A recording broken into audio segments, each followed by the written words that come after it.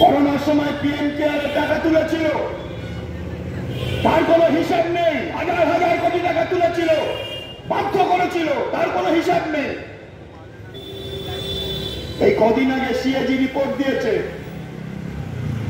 তাতে দেখা যাচ্ছে এই রাস্তা তৈরি করতে গিয়ে বিজেপির সরকার 7,39,000 কোটি টাকার দুর্নীতি করেছে।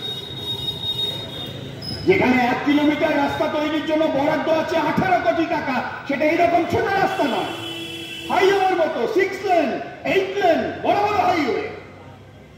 18 কোটি টাকা 1 কিলোমিটারের জন্য বরাদ্দ।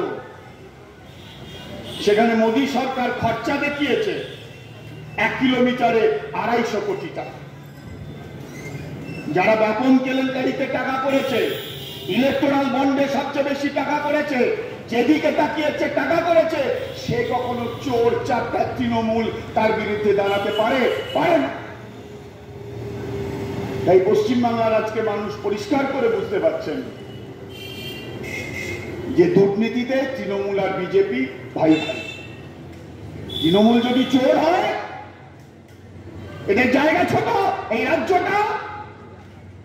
বিজেপি হলো ডাকাত, গোটা দেশকে ডাকাতি করেছে।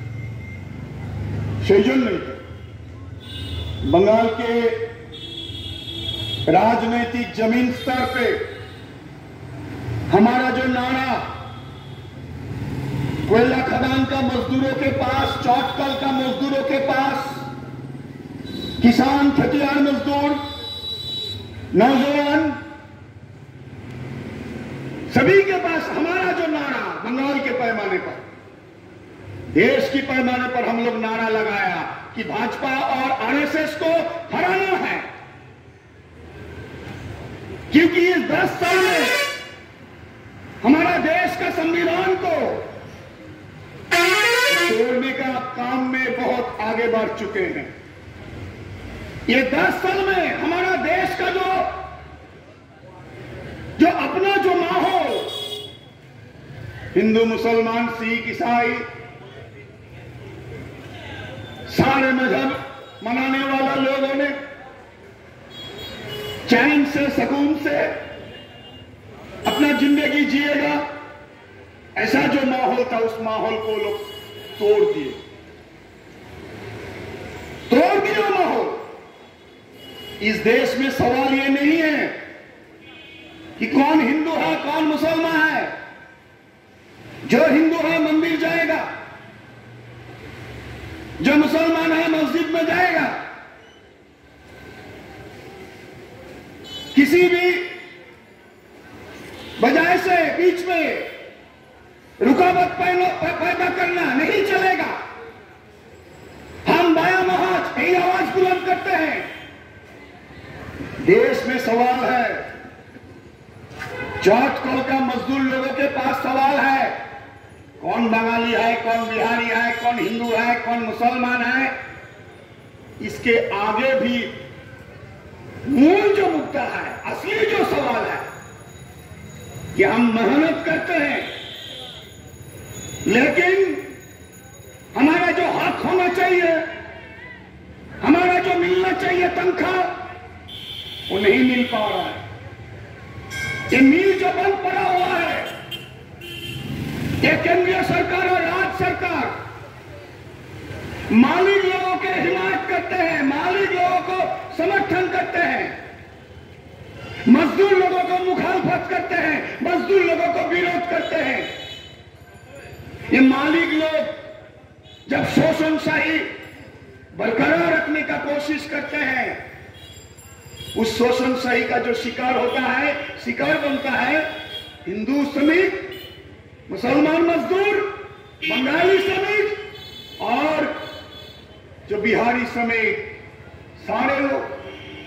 और हम लाल झंडा का नारा क्या होता है कि मजदूर लोगों को लामबंद करके अपना जिंदगी जीने का जो मुद्दा, वही मुद्दों को सामने रखते हैं। हम लड़ाई में हैं, संघर्ष में हैं, और उसी संघर्ष का एक मोड़ है ये चुनाव। इस चुनाव में फिर से अगर भाजपा तृणमूल के समर्थन में हमारा मजदूर का वोट जाए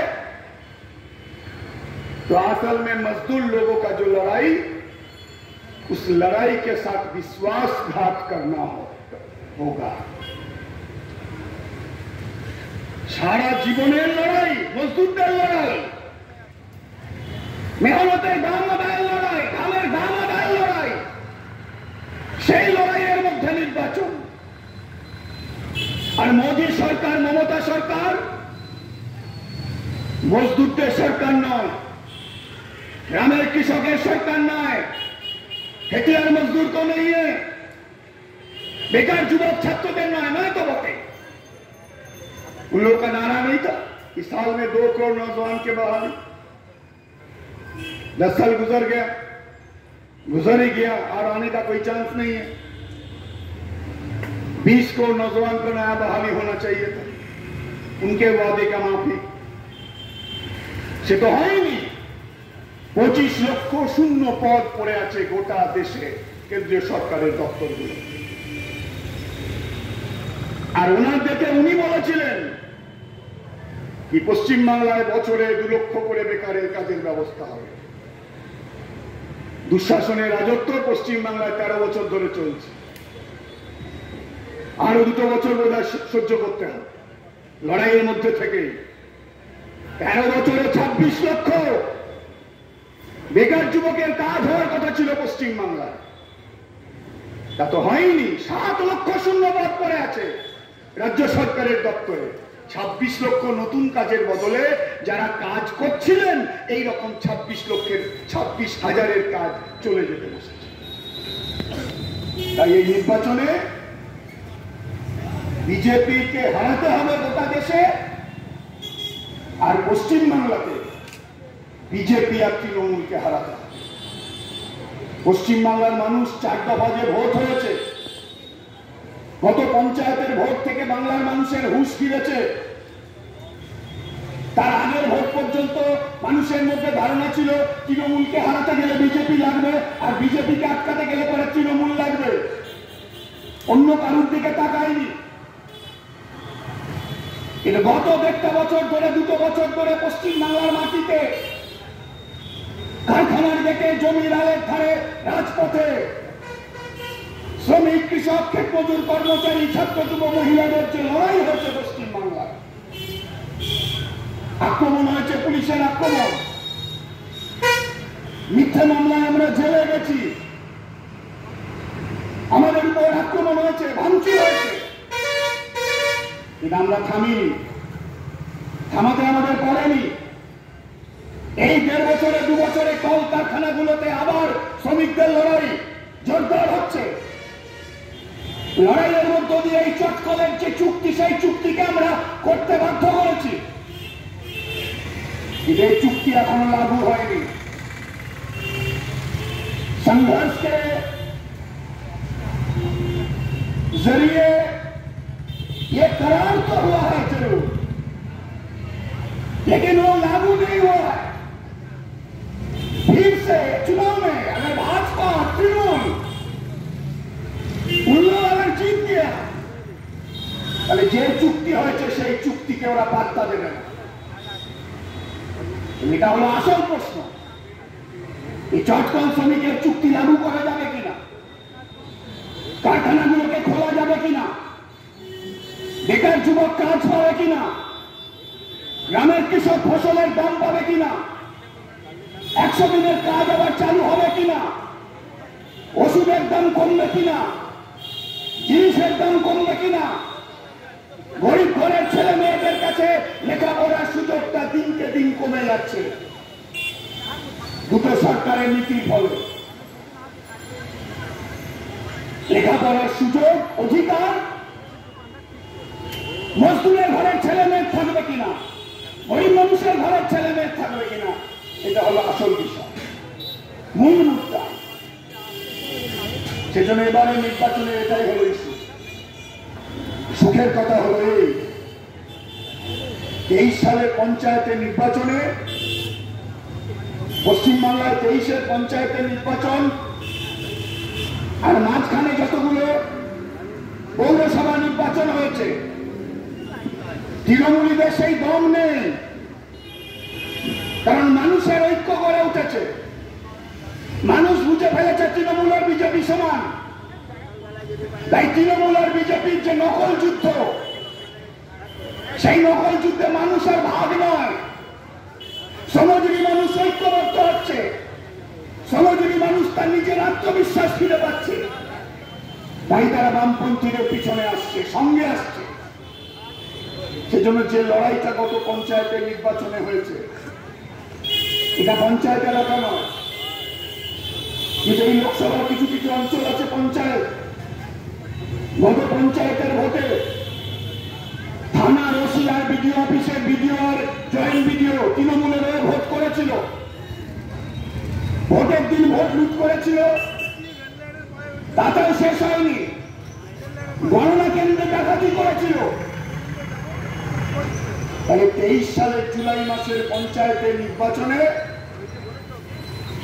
এইটা যদি টাকার একটা পিছের ছবি হয়, যে ভোট লুট গণনায় ডাকাতি, তাহলে তার উল্টো পিঠের ছবিটা হলো এই যে বাংলার মানুষ এই প্রথম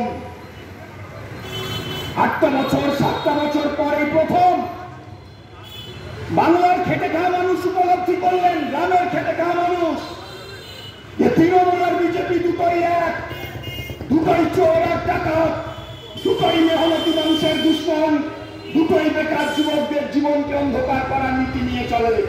তাই দুটোকেই হারাতে হবে, দুটোকেই হারানো সম্ভব, দুটোকেই হারানোর জন্য লড়াই করতে হবে। 23 সালের পঞ্চায়েতের নির্বাচনে এটাই হলো সব থেকে বড় শিক্ষা।